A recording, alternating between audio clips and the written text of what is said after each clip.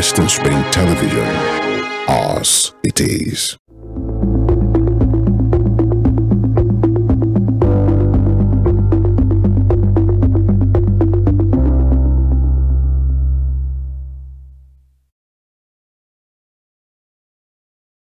I want you, dear viewer, be careful what you desire and or profess.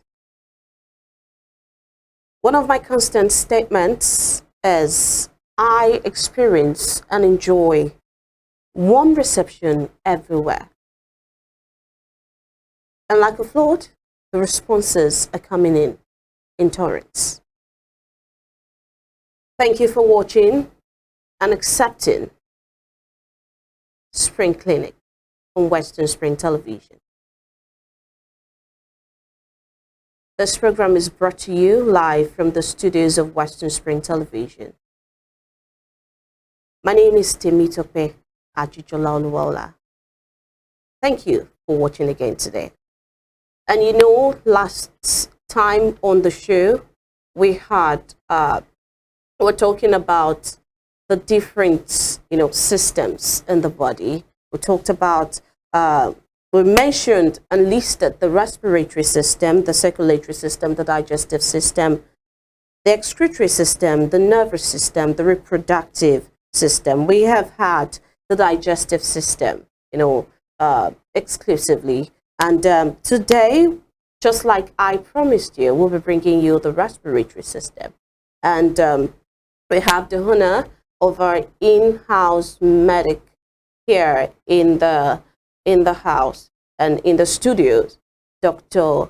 Ayodeji Ogunbebe. Thank you, Doctor, for joining us today. Thank you for having me. It's always a pleasure having you here on the show. We're talking about the respiratory system today.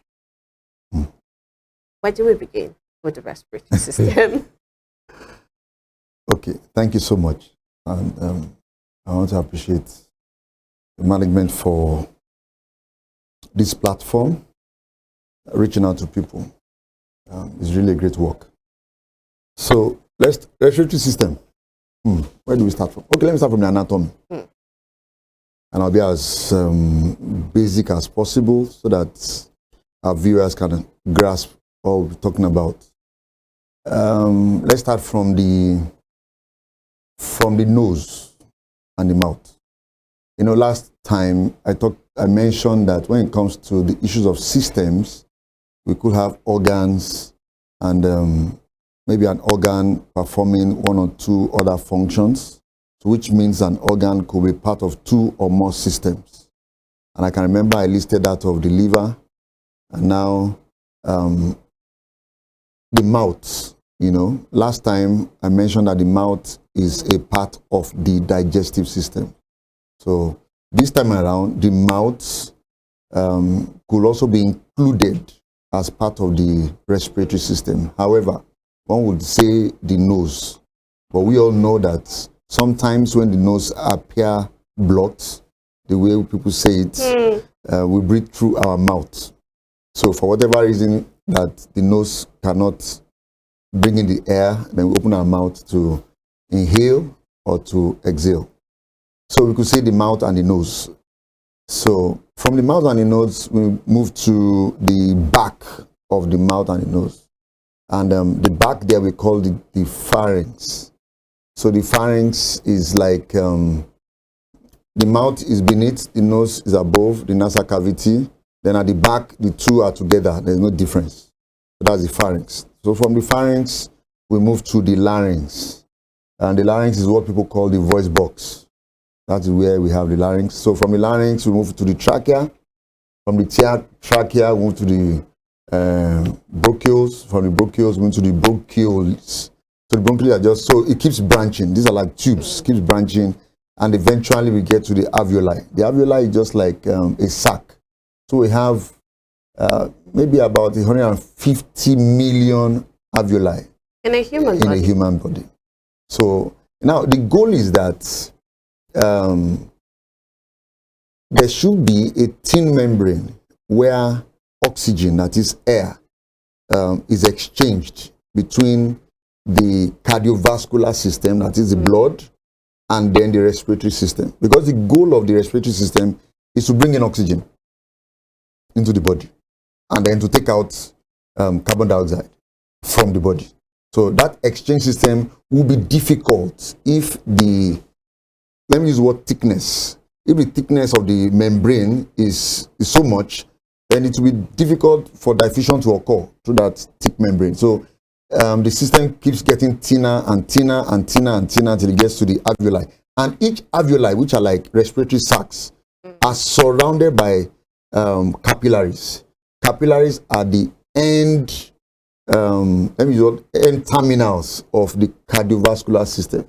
It's also very thin, so it is easy for air to come from the respiratory system, and then oxygen is diffused into the capillaries, and then carbon dioxide is diffused into the respiratory system.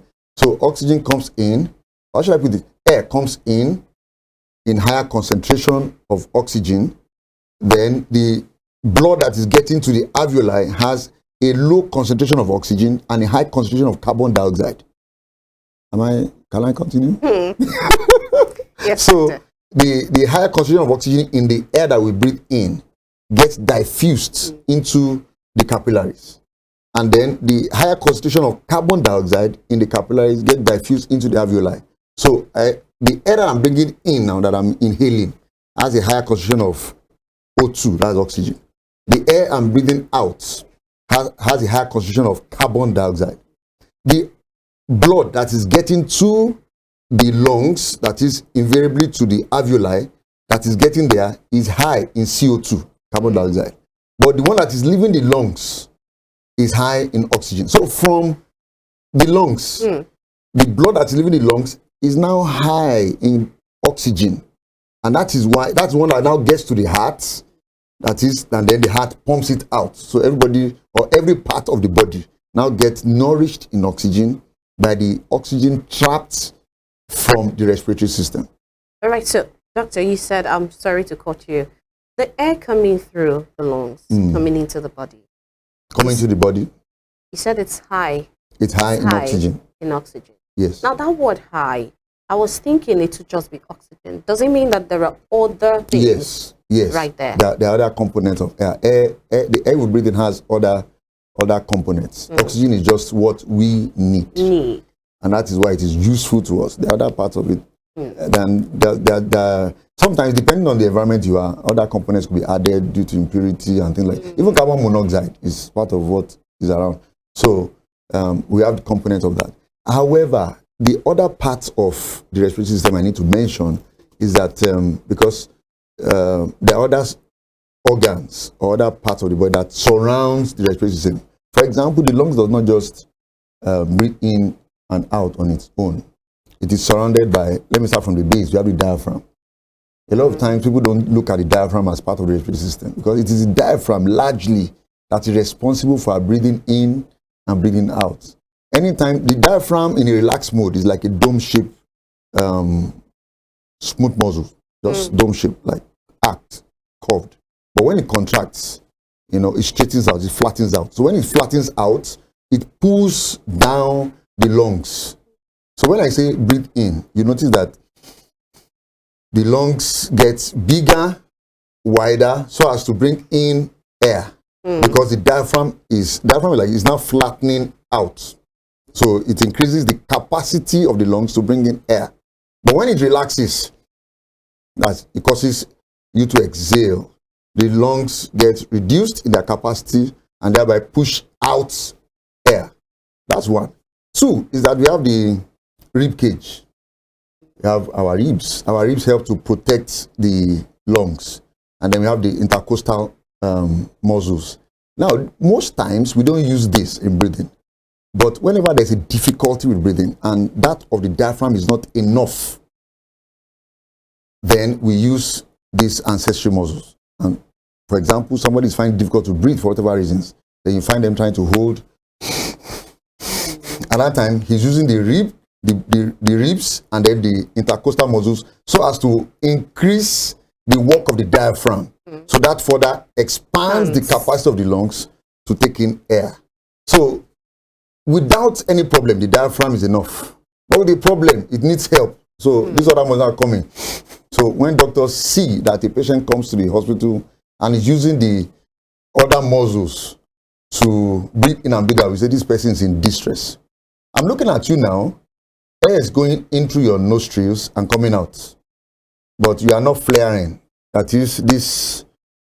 It's so when it's flaring with your respiratory effort, I know that there's a problem. We are using everything to get in more air. You get it? You are seated now, your lips are together. It means you are breathing in well, there's a free flow. But by the time you are inside the hospital, I know there's a problem. You know, you are breathing now, I'm not hearing you breathe, I'm not hearing the air coming and come out. By the time I know there's a problem. So let me now go into some minor functions. When air comes in, one will wonder, why do we have hair in the nostrils? Hair in the nostrils, because these are part of the respiratory system. Because the air we are bringing in could have contaminants. For example, dust. So you find out that the hair in the nostrils help to sieve the air that is coming in. The hair, H-A-I-R, in the nostrils help to sieve the AIR that is coming. So if, though we don't encourage people picking their nose issues, but for whatever reason you're not in the dusty area, if you put your hands or maybe cotton wool or whatever into your nostril, you find a lot of dust there. That means the hair they are trying to sieve. So that the air going in, they have reduced the impurities in the air. That's one. Number two is that from the trachea downwards, we have something we call cilia. These cilia are just like a tiny hair-like extension of the mucous membrane. So what they also do is that whatever particles that have escaped the HAIR in the nostrils, these ones also try to trap it. And they have a mucous membrane, so it's also sticky. So people say things like, once I am in a dusty area and then I feel like coughing, then I cough out, maybe the sputum is filled with the dust. You know, it is because brownish, and it's brownish. It's because the mucous membrane traps the dust that have escaped the hairs in the nostril, and then the cilia does not push it down, it pushes it up. So when it gets to a point, then the person has to expel the mucus. And they, okay, I feel like then they spit it out. Then it's filled with all kind of nonsense or dirt and things like that. So another function of the nostrils, because we are coming in, is that the nostrils helps to warm up the air. Our temperature, our core temperature is higher than our surface temperature. So just like in this environment now, this is a cool environment. So, but that is not the temperature that my body will adjust to on the inside. So the air that is going in through my nostrils will be warmed up to a more comfortable temperature for the exchange of gases to take place. One. Then two, it's also humidified. Humidification simply means that some form of water, gaseous water now, so that the air will not be dry. Do you know that when you inhale dry air, it irritates the airway? That's why if you get to during Harmattan season, people say things like, my nostrils are they are irritating, and the person has to cough and things like so. That constitutes, as it were, in summary, the anatomy of the respiratory system. So, and I've started talking about the physiology now, the functions of each one. Now, can I continue? Yes. Okay. So, now when air is now humidified and sieved from the nostrils, and humidified and maybe some form of sieving, it gets to the pharynx, and then from the pharynx to the larynx. Something happens at the larynx. I tried mentioning it last time, that because when food is coming from the mouth, that's why we say that whenever you are eating, don't talk. You know, because when food is coming from the mouth, it goes to the esophagus. It crosses over the larynx. Food that is swallowed crosses over the larynx. I think I use something like this. So let's assume the top of this is the larynx, then the urinary trachea. The mouth is here. Food has to cross over the larynx, which means it is a delicate balance because the food can drop into the larynx and into the trachea. And once food drops here, there's a problem because it will reduce the air that can go in. Then we say the person has aspirated. So either water or food that goes into this place is dangerous. That's why we do not give an unconscious patient food through the mouth, because an unconscious patient cannot control the regulation about closing up when food is passing. Will not be there. So when people pass out, I'm happy I'm remembering this. When people faint, and then there's this, how should I put it, traditional or thing that people do, they try to put palm oil into their mouth, force them to take water. This person is not conscious. So the regulation that controls the delicate balance of the air and the food and water not going into through the larynx to the trachea is not there. The person cannot control it. So a lot of times, it is not the fainting that kills the person, because for whatever reason, the fainting could just be from whatever. Maybe another time we talk about causes of syncopal attack, which is fainting attack or syncope. But what really kills people is that they are forced water or forced palm oil or forced a herbal concussion through the mouth, and then it goes from the larynx to the trachea. And water, food, or whatever that goes into the airway blocks the airway. It will reduce the ability of the lungs to carry out the exchange. Now, let's assume that the alveoli is here, and then the capillary is here. Look at the thin distance between the two of them. So we can have the exchange. But when food or water comes here, so food, water, and then gas, that is the air we are bringing in, it will be difficult for the person to exchange the gases. So the person dies of drowning. That's what we call it. It's not only when people drown inside water, inside a swimming pool or the sea, that is drowning. Drowning simply means that the respiratory system is filled with water. You know, so either it is filled with water, the person is submerged, or the person can drown. And then this is also, I can keep talking about even particularly that one. That's what also happens when we discourage people from taking alcohol. Now, alcohol on its own has a lot of problems, and we are discouraging it. But sometimes when they are drunk and they sleep off, they regurgitate. So when they regurgitate, you know, they are deeply asleep due to the effect of the alcohol. So that system of regulation is also reduced or lost temporarily. So when they regurgitate, the person now aspirates the food or the content of the stomach into the trachea. And once it goes in trachea, we call it aspiration. So at that time, when the person gets to the hospital, there's a different when we are now battling the cause of the fainting. But the aspiration on its own is a major problem, because we need to get the food out, we need to get water out, and it's not easiest of procedures. So a lot of times these patients go bad, or they even die from aspiration, not from the fainting. So I'm also using this platform to tell people, when people faint, this is what we do. A little deviation here. When people faint or they have seizure, what you should do is not to force palm oil. It's not to force them to drink oil or water. It's not to force herbal concussion through their mouth, because you invariably worsen their prognosis. Prognosis is what we use in assessing the ability of that person to survive that problem, survive that issue. So what you should do is that the person has fainted, so either he fainted forward or backward or whatever. Just as I'm putting on my tie, also free the person, because we need air primarily. We need air. So, for example, just remove the tie, remove the jacket, so the person has a way of breathing very well, and then remove everything around so that the person does not hit himself or herself against anything, because it may also happen if the person faints and then hits his head in the process. That may cause another damage to the brain. Then the person must lie on the left lateral side. This is my left.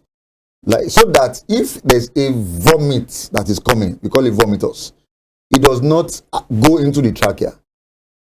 The thing just comes out effortlessly. So if you lie the person on his or her back, you have increased the chances of aspiration. So whatever the person is vomiting just goes into the trachea. And then the person comes into the hospital, we check the SpO2, is telling us normal should be between 96 to 100. It's telling us 80 something, 70 something. We know that something has happened. I must also use this opportunity to say that all the issue of forcing spoons, putting your hand in the mouth of someone that is having seizure is also wrong. Because aside from the cut that happens, it also dislodges our dentures, that is the tooth. And once you dislodge a tooth, what happens? The tooth goes back, Abby, and then goes into the trachea. And then a tooth is in the trachea. The person will not be fine. It will require a major procedure for that to come out. So I believe that has educated people about that area. So that area is a very delicate area.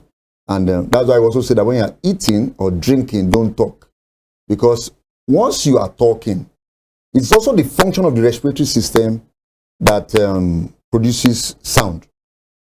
Now, the larynx is just like a cord, two cords are there. So the air is being blown through the trachea, through those cords. So sound is being produced by the tension produced by that vocal cord. There are two. So it can either block the hole or increase the hole. It can shorten or tighten, and by that increasing, as I'm talking now, if there's an image of my trachea, of my voice box, or the larynx, the vocal cords will be lengthening and shortening, closing and widening to produce sound. Just like if you blow air through a tube, you can make different sounds by reducing or increasing the diameter of the exit. So it happens that way. So if I want to talk, there'll be an opening. It will have to open so that air can pass. And if I'm also drinking or eating at that time, so I increase the space for the food to drop into the trachea. So we say, once you're eating or drinking, don't talk. All right, dear listener, we'll be going on a quick break now. Just a short breather, and we'll be back. And it will be Dr. continuing to educate us on the Spring Clinic.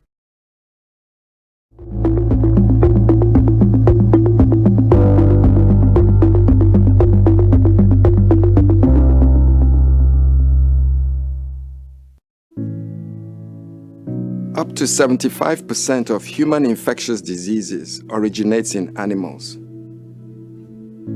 And as more bushmeat is brought into our cities, the risk of human infectious disease outbreaks increases. Ebola, monkeypox, Lassa fever, yellow fever, and even COVID-19 may have been transmitted in this way. Illegal bushmeat trade not only endangers our wildlife, but affects our health and may damage our economy. So please, say no to illegal bushmeat. Keep them wild and keep us safe.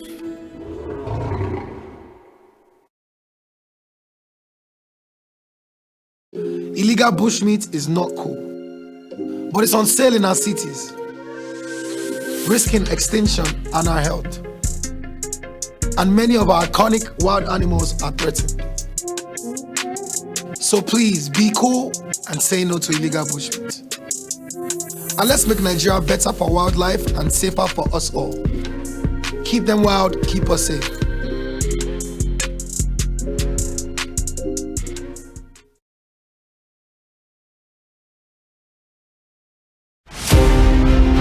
This iconic African presents the narrative of a man destined to exert an imperishable global influence in Western education. His was a story of a freeborn, captured and sold into slavery. He was born in Oshogun, a native Yoruba village near Iseyin in Okeogun axis of southwest Nigeria.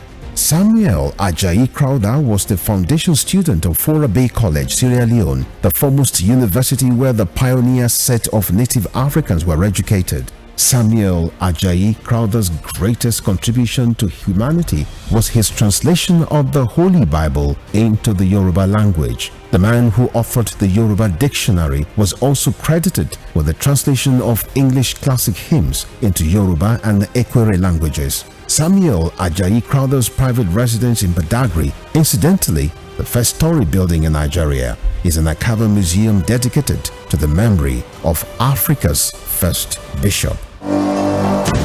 Western Spring Television identifies Samuel Ajayi Crowther as a watershed character in history.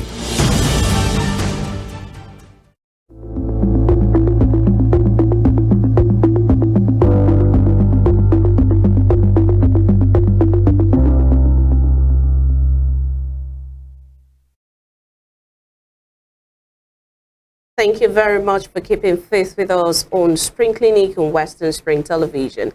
It has been an amazing conversation here with our in-house medic, Dr. Ayodeji Ogungbemi, and he has been taking us through the step-by-step process of the respiratory system.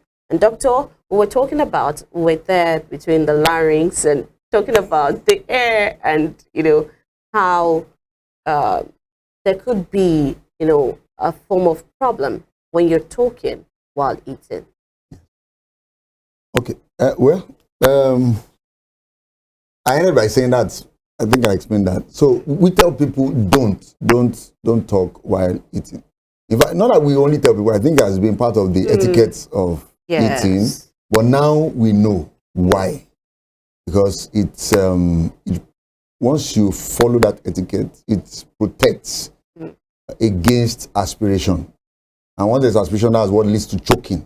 People say they are choking. They have swallowed something instead of to the esophagus, it's now going to the trachea. The wrong way. Well, there's a procedure that everybody needs to know on how to manage choking. Yes, maybe at one of the other sessions, we'll show a demonstration or maybe a video will be shown, because not in one of the reasons or one of the ways we know a third world country that we call developing countries and a first world country that we call developed countries is because there's some basic resuscitatory procedure that in the developing country we have limited to the healthcare workers, particularly maybe the doctors and nurses. And these procedures or maneuvers are things that everyone should be able to administer. Even the CPR, cardiopulmonary resuscitation I talk about, it's something that everybody should know. So that adventure, there was a day, the head of where I work was talking. They had a training for all staffs, all health workers on CPR. And he said that it's something that the husband should be able to administer on the wife should be able to administer on, yes, maybe even on their children. Maybe something happens at home. And then maybe the husband is administering on the wife and he has called he told the son or the daughter, call the hospital and I keep doing the CPR until help comes. So it's not like bundling people into the vehicle to the hospital, doing nothing, Time is golden. Time is golden. So there's a procedure that when anybody chokes, if it's an adult, there's a procedure to do to try to get that food substance out. And it's a child. It's the same procedure, but it's on a lighter note so that you don't break the rib cage of the child. All right, doctor, we're talking about this food going the wrong way or going not the right way. What happens there? Is it the same procedure? Or the same process that happens when people aspirate? Yes. As I mentioned, aspiration is just food going from the mouth to the trachea instead of into the esophagus, because the two openings are close. We have in front, you have the trachea. At the back. But at the back of it, immediately at the back of it, you have the esophagus, like this. So they're in close contact. And then the mouth is in front. The one in front is trachea, the one at the back. So the food has to go over the larynx into the esophagus. So any mistake at all, the food goes into the larynx and the person chokes. But medically we say person has aspirated. That's the medical terminology we have for it. Then I think somebody asked me a question, I don't know if it's a good time to address it, that why is it that when people sneeze or cough, sometimes food particles come back. Now, don't forget, the two systems are very close. We have the esophagus in front, we have the trachea at the back, we have from the esophagus it gets into the stomach, and the stomach is like a bag, which we described the other time, and there could be food in the stomach. And then the trachea is at the back into the lungs. Now, sneezing involves also the use of the diaphragm. So, the diaphragm, just beneath the diaphragm, we have the stomach. So, whenever the diaphragm contracts, it is possible that it could force. Now, there's an opening between the esophagus and the stomach.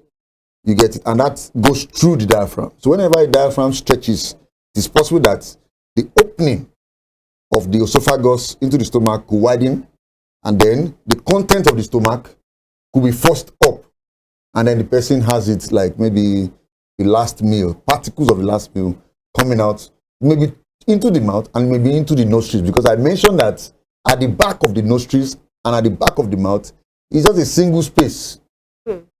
So the two of them can share content. Let me ask you a very interesting question. Okay. When people have phlegm or maybe catarrh and they produce this, sometimes people draw it backwards. It goes, people feel it in their mouth. Through the mouth. It tells you that there's a space, a connecting space at the back of the nostrils that connect both the mouth and the nose. In fact, there are some procedures that we pass things from the nose to the mouth. Different procedures. It's really, I think the respiratory system is interesting and confusing at the same time. How all of these organs manage to connect. In fact, I'm not even, because I mentioned at the start of the discussion of organ systems or parts of the body that I'm just trying to give an overview. Yes. Because this is a system that we have specialists specialize on, that they will use many years in mastering it. I did not even mention all the components of the respiratory system. For example, there are some spaces in the skull. Should I say within the bone or the part of the skull that constitutes the face, sinuses that help in defining the sound that we make. One of the reasons, or one of the examples I'll give is when people have common cold, you notice that the sound they produce is different from your normal voice. I'm saying like, what's happening to your voice has changed. Do you have cold? It seems you're having that sound coming through the nose. Yes, and not exactly from and the then the sounds are actually, there should be, as I'm talking now, there are spaces in my face that are connected to my nostrils, the nasal cavity, and they help in producing the sound you are hearing. So when these cavities are congested, then the sound will differ. Then have you also observed that when people have common cold, sometimes it's sitting like my face that appears to be burning, I can't breathe well. It's not that there's an obstruction, but there's a lot that goes on there. So it's, if you say confusing, well, I will not say it's confusing. Maybe to take more time to probably digest. To us. Yes. And that's why I'm trying to use simple English. Then maybe I should just try to talk about some common diseases that affect the respiratory system. Yes. The very common one is common cold. We call it common cold. Some places they call it flu. The common causes is viral. So it causes congestion. And then it is associated, people call it common cold because it's associated with maybe cold seasons, cold weather, because viral infection thrives in cold seasons. You will also attest to the fact that during the time of COVID, because COVID is also caused by viruses, that the weather at that time was winter, Harmattan kind of thing. So there was a lot of problem. Then when the summer came, we had a drop in the incidence and the prevalence of COVID because the weather did not give it that allowance to thrive, as it were. But it was still thriving because it's based on contact. So common cold usually will last about 7 to 10 days because viral illnesses, we can only reduce the symptoms. It doesn't have a cure like that. So it will run its course. We usually tell people a viral illness will run its course. That's why when somebody has common cold, we tell them, we reduce their symptoms, we reduce some medications and some lifestyle procedures, but we let them know that it will take some time and it will go. So that, and I need to say it here, when people have common cold, though it looks like it's common, but we tell people to, if possible, take time off work. The reason is because it's highly contagious. When people sneeze, you know, when we sneeze, we release billions of particles into the air. If I sneeze now, no matter how I try to cover it, you would inhale part of it. So you inhale part of the viruses that are causing my common cold, and then in a matter of 2-3 days, you develop yours. Number 2 is that a lot of people sneeze into their hand, which is wrong. We say sneeze into the elbow. Why? Why do you say don't sneeze into your hands? Because when you sneeze into it, all the particles and viruses are on the palm of the hands. Then I'll touch this, I'll touch this, and most likely shake you. And then after shaking you, you also maybe you want to sneeze, or maybe you want to wipe your face, or you touch somebody, and then the thing keeps spreading. And the interesting about it is that everybody will not have it at the same time. There's an incubation period. That is a period where you get infected and a period where the symptoms start to manifest. It could take 2 to 3 days, depending on your own baseline immunity. So it may be the time that my own is waning off, your own is starting. Then you give it another person, Then after like a week, when my own is gone, another person gives it to me. We see it a lot in children when they go to school. You know, they may not be able to control how they sneeze. So a child has it, gives to another person, and it keeps going on like that. So that's common cold caused by viruses. Let me not talk too much about details. So don't just treat it by yourself, go to the hospital, because sometimes there's a mix between common cold and the onset of pneumonia. The onset of pneumonia will have things like cough, we have sneezing. In fact, common cold may also lead to, when it is superimposed. For example, common cold does not get to the lungs, just the upper respiratory tract. That's all. But if anything allows the virus to get to the lungs, then the virus will cause viral pneumonia. 1. 2 is that viral illnesses reduce the immunity of people. So, because we inhale a lot of things and our immunity is intact, so we deal with those things. But if there's a viral illness that drops immunity, once it drops immunity, the other things I've been dealing with and overcoming, I may not have what it takes to overcome it. Then it could lead to other things, for example, the pneumonia. Then there could be bacterial superimposition. You know, we use different grammars in medicine. Superimposition simply means that the person has viral illness. Then now, bacteria has now come on top of it. So we say bacterial superimposition. So pneumonia, the person will have cough, person will have fever, person may or may not have chest pain, and then it involves inflammation of the respiratory system, the lower respiratory tract. Pneumonia can kill. In fact, it does kill. And that's why we discourage people assuming diagnosis for themselves and then taking medication that they shouldn't take. Then it's very common one, asthma. One will wonder, asthma can kill. I need to start from the very bad side, so we don't take it lightly. And asthma,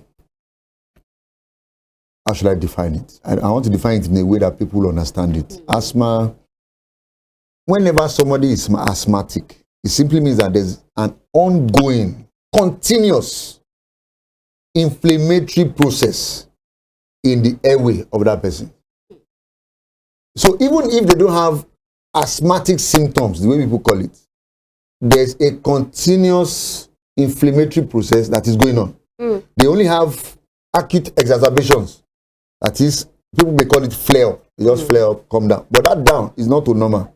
It is to the abnormal state that is ongoing without talking. So they need to have a physician. They need to, it's not something they wish away. You don't wish it away. And that's how you can pray about it, but you must come to the hospital. We must, and it's a spectrum. Someone may have it and may have the inflammation that is ongoing, could just be minimal. And another person, the inflammation ongoing could be a major one. Some people may have flares occasionally, some may have flares almost every night. You get, and there's a way we assess, and there's a medication we place some people on, and they can live very well. But they just need to adhere. Now, we don't just, doctors don't just treat now. There's a partnership that goes on. We educate about what is going on. We tell the person, I encourage other people, I give the person some sites, Google some sites, so that you know what is happening. Then when you come to the next clinic, you can talk. Then it's now participatory. Oh, doctor, this is it, or this is it, and now you know better, so let's talk. Then we agree at a common goal and have that. COVID-19 is also a respiratory problem. Majorly respiratory, it affects other organs too. Maybe I talk about lung cancer. Lung cancer is real. It's real. It's real. And a very common risk factor and associated factor is smoking. And I want to emphasize this, that it is not only the smoker, but the secondary smoker. There have been some studies that even shows that the secondary smoker is at a higher risk than a primary smoker, and I'll explain. A cigarette has a filter at the back. So whoever is smoking, whatever goes into the airway is filtered, though it still has a lot of toxins and carcinogenic properties or particles. But the secondary smoker is not filtering anything. What he's just taking it. So you think like, my husband is a smoker. Is my husband like smoking? No, me, I'm not smoking. You are the worst smoker. So if your husband is not agreeing with you to stop, better shout and call for help, because whatever the secondary smoker is inhaling is worse than what the primary smoker is inhaling. The heat of the smoke is a problem. The components or the particles of the smoke have been proven. It's not 10, it's not 20. There are many. And they are carcinogenic. Now the problem is this, that because they don't come down with cancer in few years, then they tend to say things like, it's not this. But we all know, studies have shown it, that compared with normal people, they have more or a higher risk of cancers than non-smokers. So smoking is a no-no. It has no benefit at all. Has no benefit at all. What other common illness do we have with the respiratory system? Do I still have the time to continue? Yes. Okay. For a bit. For a bit. Okay, let me just simply mention some symptoms. I think I listed out some so I don't forget. Respiratory symptoms. When you have, breathing should be effortless. It should be effortless without any struggle. As you are seated, you are breathing. Yeah. In fact, a lot of times you will not know that you are breathing because it's so smooth and effortless. So anything that causes trouble breathing or difficulty with breathing, in fact, at emergencies, not all cases are emergencies, but if anybody comes in and says, I have trouble breathing, no doctor will say, go back home. Because we know that there's a problem. So any condition that leads to breathing problem, please come to the hospital. Any condition that leads to shortness of breath, that is, when you are breathing in and out, you breathe in, you breathe out. You know, it like gets you to a point. I like using the word, it's like you are satisfied with whatever you are inhaling, you are satisfied with whatever you are exhaling. If it gets to a point, it looks like this thing is not, doctor, the way I'm breathing is not reaching, they said it like this, it's not reaching down. Yes. It's not, Linda, there's a problem. There could be a problem with any of the systems that is not allowing the air to come in efficiently and fully. Anything that reduces the capacity of the lungs. Number next is chest pain. Now, chest pain could be a respiratory problem and could be a cardiovascular problem because the heart is also here. And in the chest, we have a major part of the cardiovascular system and a major part of the respiratory system. However, chest pain could also be due to the rib cage. That is the chest, that is the skin, the muscles. So, with a good physician, we'll be able to identify that. And sometimes, even when people have acid peptic disease, like peptic ulcer, it may radiate to parts of the chest, particularly at the back. And then, but once you have it, come to the hospital, particularly when it's associated with inhaling or exhaling. Number next, feeling that you are not getting enough air. The person may not be able to place it, but he knows that this breathing is not, and we usually say that once you are not a careless person, you are the best observer of your body. You will be able, once you say it that, doctor, this breathing is not, I'm not feeling fine with it. We know that you know what it used to be, and you know that there's a problem. Now, decreased ability to exercise. What does that mean? Now, we mentioned earlier that there's a close relationship between the lungs and the cardiovascular, that is the respiratory system and cardiovascular system. So, this may also border along the cardiovascular system. Let's assume I can jog to your gate without getting tired. But this time around, I'm jogging halfway, and I have to stay to pant. The problem with that, the respiratory or the cardiovascular or both. Can I mention one more? Yes, sir. Okay. Coughing. Now, there's a normal cough or there's a normal clearing of throat. Now, there are two things. I'm clearing my throat. Cough is coming out. It's not just clearing my throat. Now, there's a normal coughing. Something is irritating my airway. It's a physiological response to get out that thing. Then I cough. But when it's becoming persistent, then there's a problem. Or when it's associated with persistence 1, then you're coughing up blood 2, then there's a problem. In fact, I know that when people see blood for anything, they will come to the hospital, so I don't need to mention that one. But persistent coughing could be a problem with the respiratory system or a problem with the cardiovascular system. Don't forget I said they are like twins. What will affect the respiratory system will also affect the cardiovascular system ultimately. And if there's a cardiovascular problem, you also get to also have some form of respiratory symptoms. I can keep. No, we're almost ready. We're running out of time, but okay. You have told us that we should not talk while eating, and you have also mentioned some other symptoms, of this, and you have actually touched on what I was, really going to say about respiratory system and the cardiovascular system. The cardiovascular system comes under which parts now? Which of the systems, or it's on its own? It's on its own. It's not under the circulatory system. No, it's the circulatory system is the same or part of the cardiovascular system. So, cardiovascular system simply means the heart and all the blood vessels. So the heart is in the chest, and the blood vessels span all over our body. So that cycle is like a loop. The heart, all the vessels, back to the heart. So the cardiovascular is on its own. The circulatory system is the same as the cardiovascular system. All right. So I was going to clarify that, to know which we're taking next. Okay. All right. It's really been an amazing time, and we have been taken back to our primary school lessons. Learning never ends, and there is no time that is too late to learn a particular thing. We have been told in primary school that you should not talk while eating.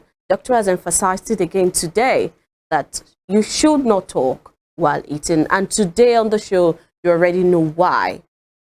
I'm promising again today that after this respiratory system, we're going to be taking the circulatory system next on the show. My name is Temitope Ajijola Oluwola, and I'm looking forward to having you join us again on Spring Clinic on Western Spring Television. Have a nice day. Bye-bye.